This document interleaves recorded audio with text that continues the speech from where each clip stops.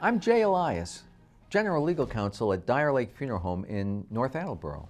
Welcome to this episode of Live and Learn, a series of programs designed to be informative, educational, and upbeat, and always intended to enhance and encourage our personal wellness and awareness.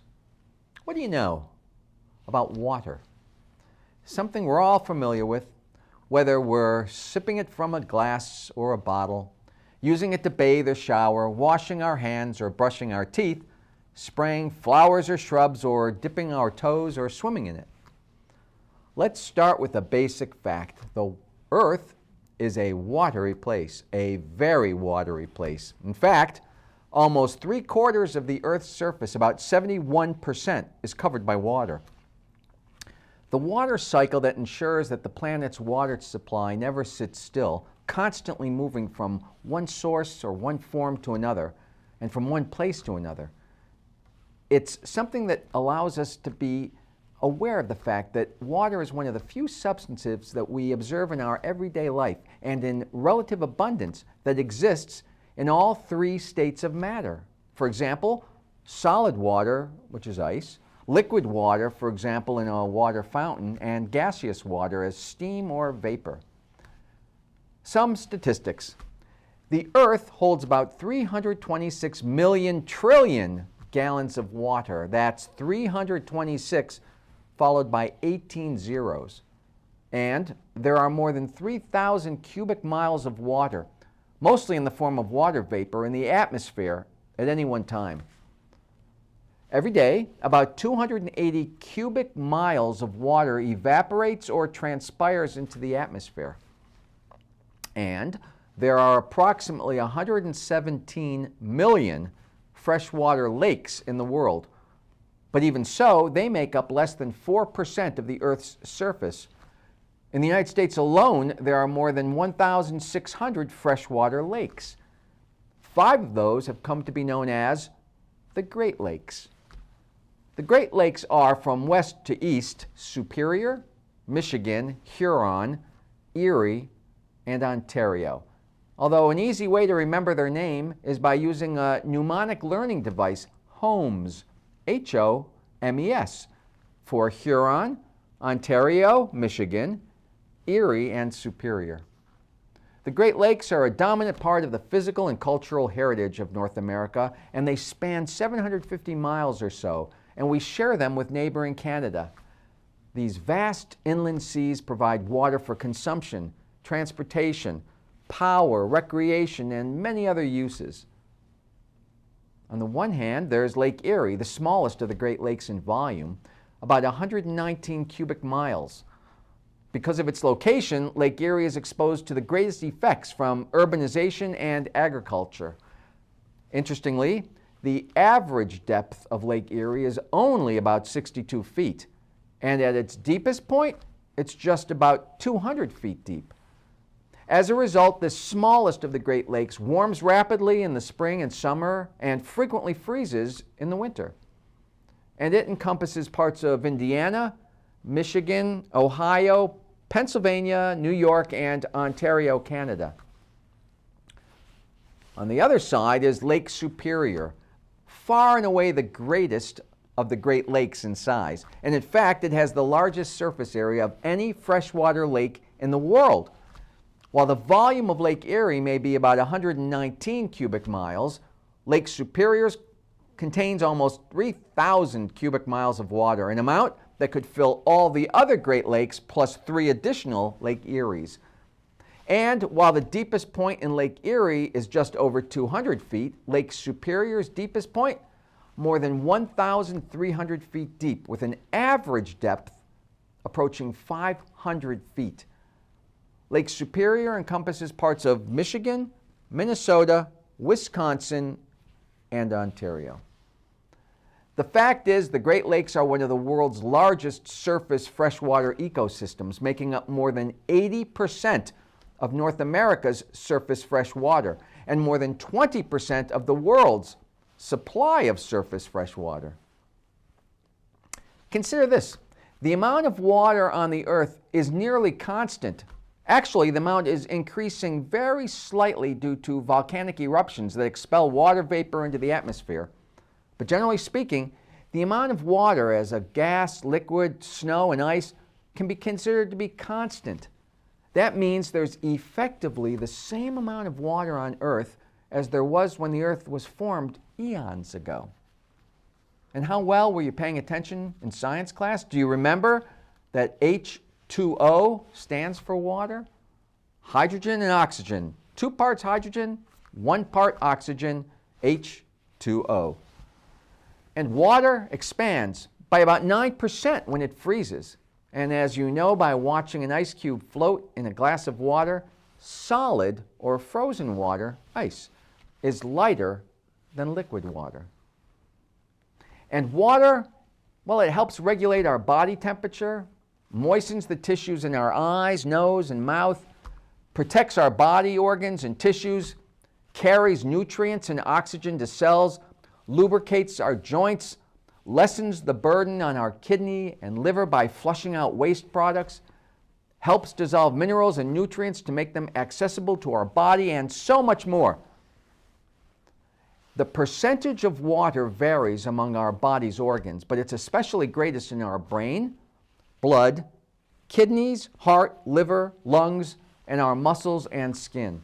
In fact, it's been estimated that our brains are comprised of about 75% water, our blood, 83%, our heart, 79% water composition, our muscles, about 75%, and our kidneys and liver are comprised of more than 80% water. And it's also been said that we are born as wet as a fresh potato. And in fact, newborns are made up of about 75% water.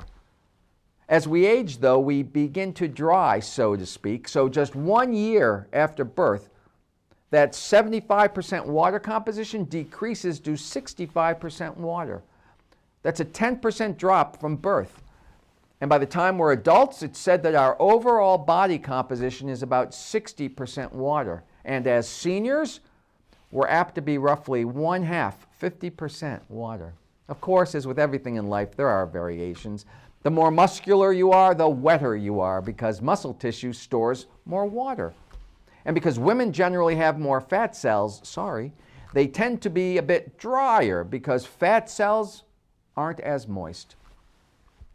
And for the record, a person can live about 1 month without food, but only about 1 week without water.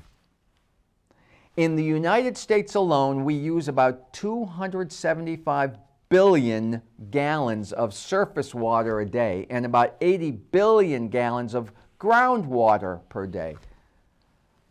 But how much water does the average person use on a daily basis? Well, it seems that the average American uses between 80 and 100 gallons of water a day. That's between taking baths or showers, washing your hands, sipping water, rinsing food, preparing meals, cleaning dishes, doing laundry, flushing the toilet. It adds up quickly. And that's for those of us here on Earth. But what about in space? The International Space Station is a multinational collaborative project involving 5 participating space agencies from the United States, Russia, Japan, Europe, and Canada. Its ownership and its use are established by intergovernmental treaties and agreements, and it serves as a space environment research laboratory. Typically, an international crew of 6 or 7 astronauts live at the space station at any one time, and it's been continuously occupied since about November 2000. There have at times been as many as 11 crew members on board, though.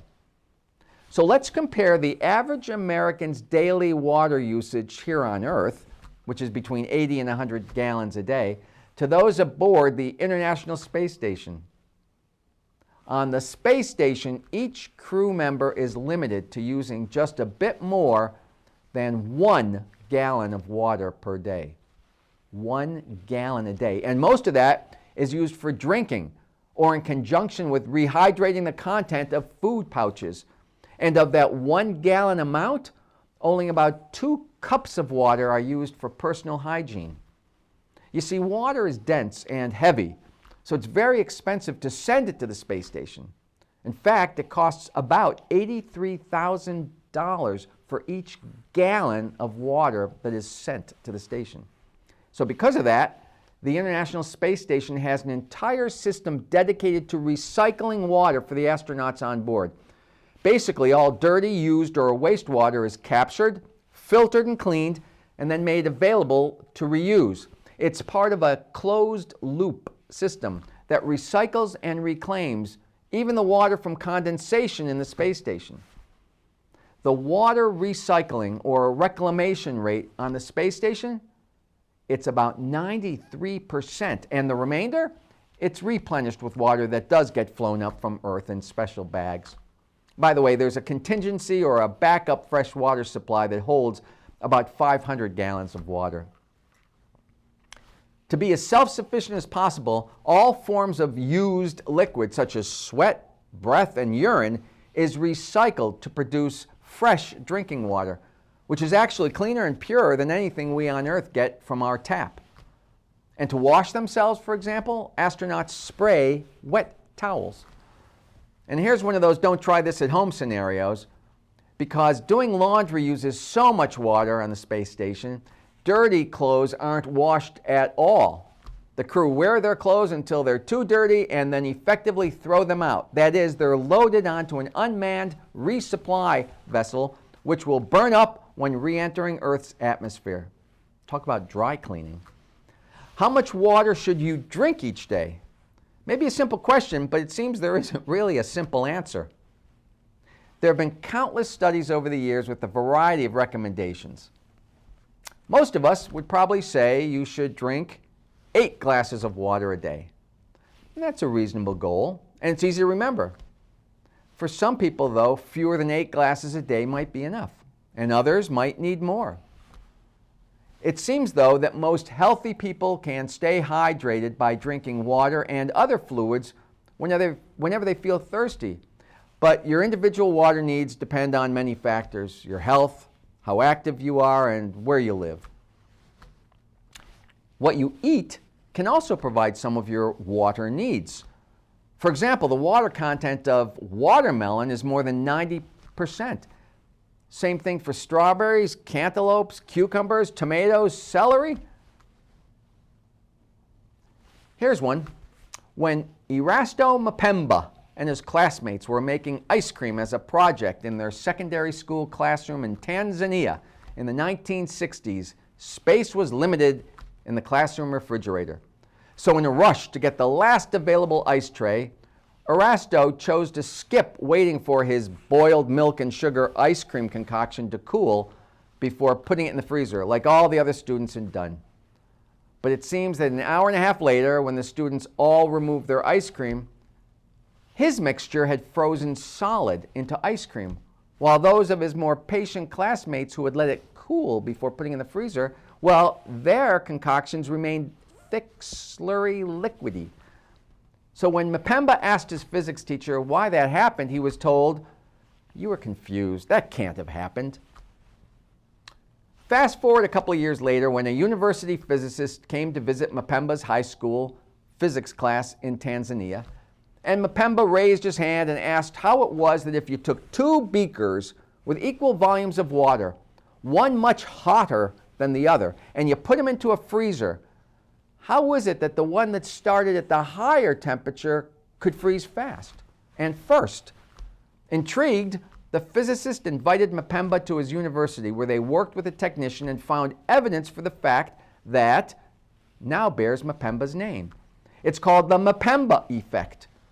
And while not everyone is convinced, it does seem that depending on the type of liquid and its temperature, the Mapemba effect can in fact be replicated. That is, hotter liquids can freeze faster than cooler ones. Now, on a far grander water scale than 2 beakers, Niagara Falls, it's the world's fastest moving waterfall. It's also the most powerful waterfall in the world, with about 700,000 gallons of water flowing down the falls every second at a rate of about 100 miles an hour. Water was first diverted from the Canadian side of the Niagara River for generating electricity in 1893, where a small 2,000 kilowatt power plant was built just above the Horseshoe Falls to power an electric railway. Today, though, the churning river provides the driving force for almost 2 million kilowatts of electricity from a number of power plants on the Canadian side, and on the American side of the border, downriver from the falls, other power plants together generate an additional 2.4 million kilowatts of electricity, enough to power 24 million 100-watt light bulbs. By the way, the falls are more than 180 feet tall with a depth of more than 170 feet.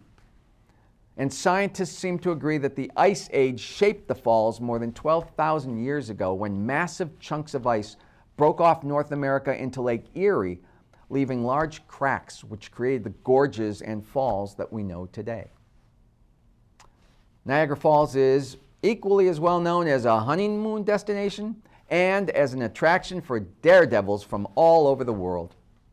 In 1859, for example, a Frenchman known as the Great Blondin performed wild stunts, including walking across the falls on a tightrope, blindfolded, while pushing a wheelbarrow with his hands chained.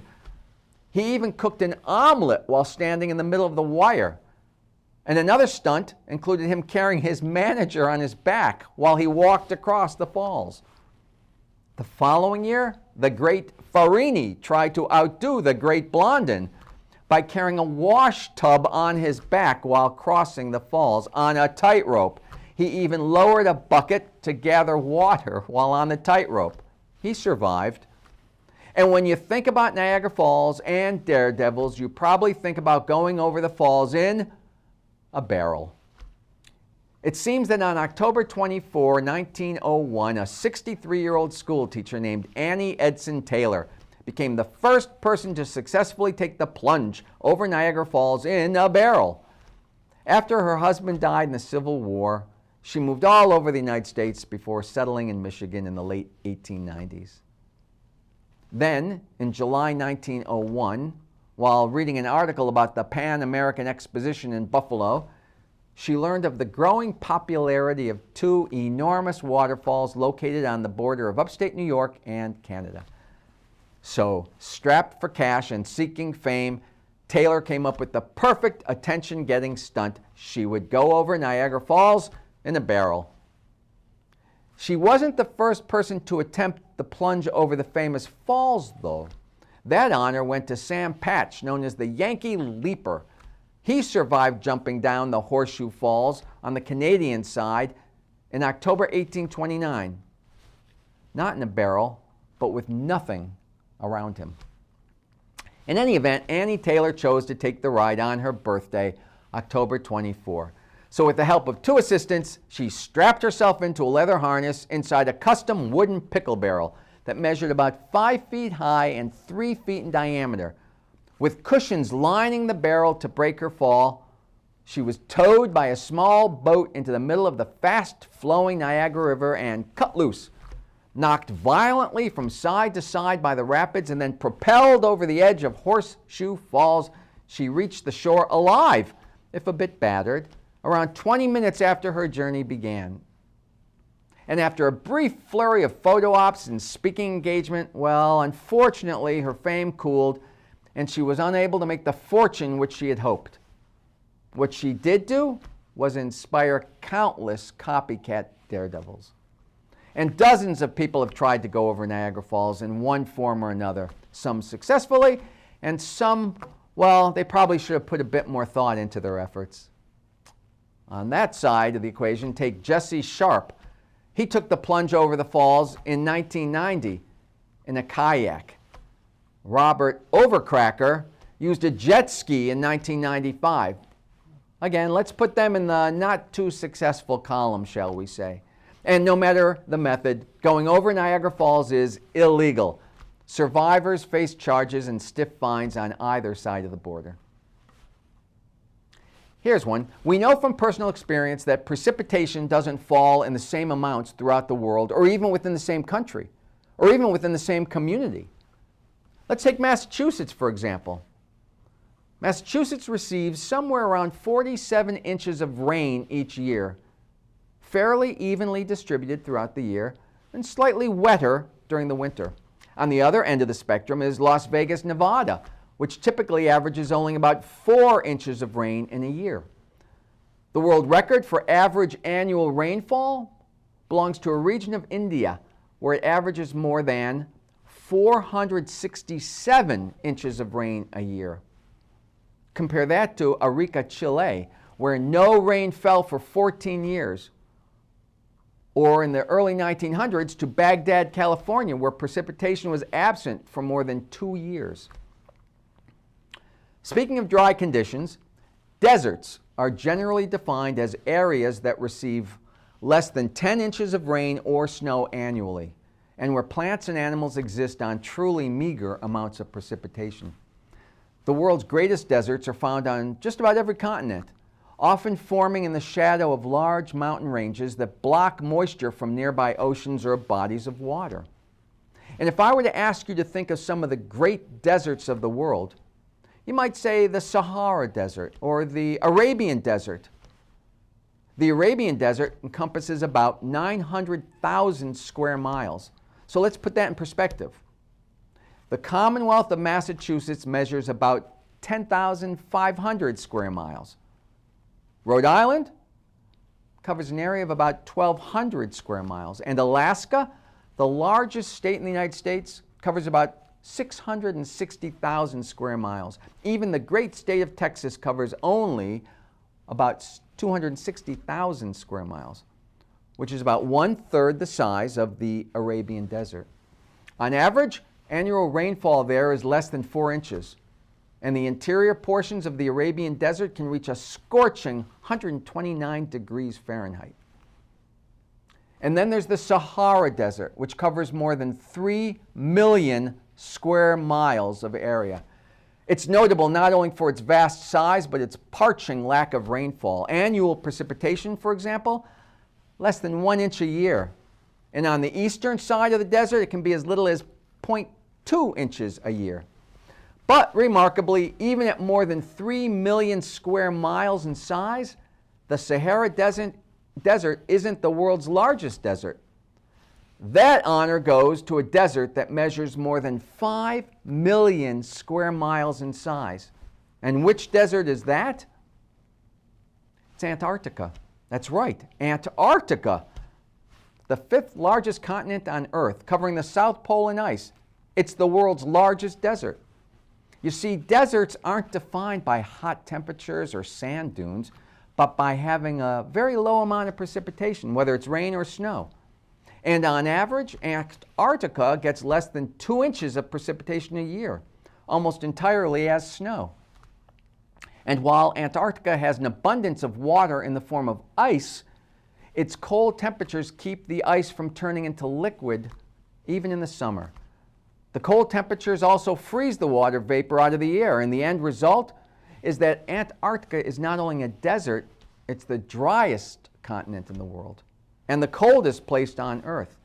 In fact, the world's coldest temperature record was established on July 21st of 1983 at a high-altitude weather station in Antarctica, when the temperature fell to 128 degrees negative.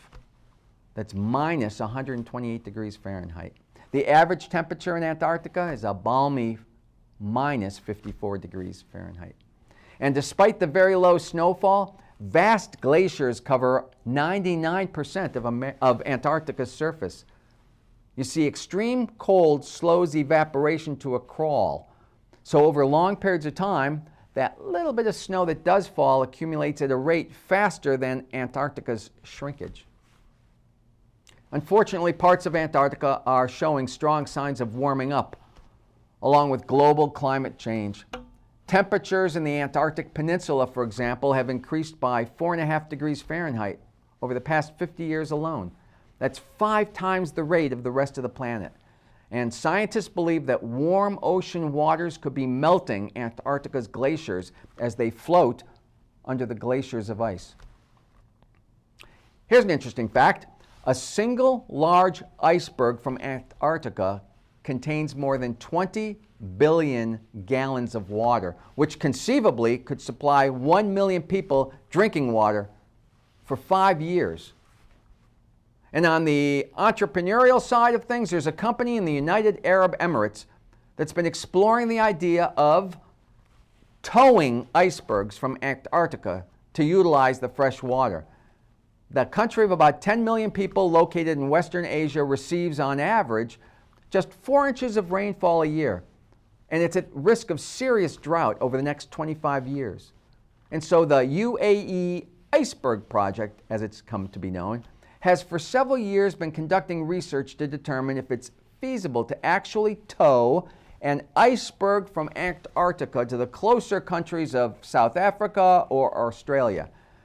It's been said that the cost of towing a large iceberg could be in the order of $150 million, which may sound like a lot, but proponents say it's far less expensive than utilizing desalination efforts. And while the iceberg towing plan is theoretically possible, to date no specific measures to carry out the plan have materialized. And think about this one. Thanks to the ocean, most of our planet is actually cloaked in darkness. Here are the statistics. Let me explain. Those oceans that cover the vast majority of our planet have an average depth of more than 12,000 feet. Light waves, however, can only penetrate about 300 or so feet of water. So therefore, everything below that 300 feet in depth is dark, which means that most of the planet exists in darkness. And there are also places at the bottom of the ocean that can be as hot as 750 degrees Fahrenheit due to something called hydrothermal vents in the seafloor. They're like geysers or hot springs on the ocean floor that exist where tectonic plates spread apart and magma from the Earth's crust rises. As seawater circulates deep in the ocean's crust, it becomes superheated by that hot magma. And as pressure builds and the seawater warms, minerals dissolve and rise toward the surface of the crust. Plumes of smoke can reach as high as 180 feet above the sea floor. And there's an area the size of Alaska floating in sections throughout the Pacific Ocean that has come to be known as the Pacific Trash Vortex, or the Great Pacific Garbage Patch. As its name suggests, it's literally and quite sadly a floating garbage patch made up of marine debris particles located primarily in the central North Pacific Ocean. The collection of plastic and floating trash originates from countries in Asia, North America, and South America. And it's divided into 2 areas, sadly, the eastern garbage patch from California to Hawaii, and the western garbage patch, which extends from Hawaii to Japan. The massive patch is a widely dispersed area consisting primarily of suspended fingernail-sized or smaller and often microscopic particles known as microplastics. Researchers suggest that some of the plastic debris in the patch is more than 50 years old. It includes plastic lighters, toothbrushes, water bottles, pens, baby bottles, disposable diapers, cell phones, plastic bags, small fibers of wood, believed to have originated from thousands of tons of toilet paper that were flushed into the oceans on a daily basis. Unfortunately, research suggests that the garbage patch continues to rapidly grow every year. I'm Jay Elias. Thank you for watching this episode of Live and Learn. I hope you enjoyed it, and I look forward to your joining me again for another program designed to enhance and encourage your personal wellness and awareness. Until then, remember, it's never too late to learn. And consider this, as Leonardo da Vinci once wrote, water is sometimes sharp and sometimes strong, sometimes acid and sometimes bitter, sometimes sweet and sometimes thick or thin. Sometimes it's seen bringing hurt or pestilence, sometimes health-giving, sometimes poisonous. It suffers change into as many natures as are the different places through which it passes. And as the mirror changes with the color of its subject, so it alters with the nature of the place. In time and with water, everything changes.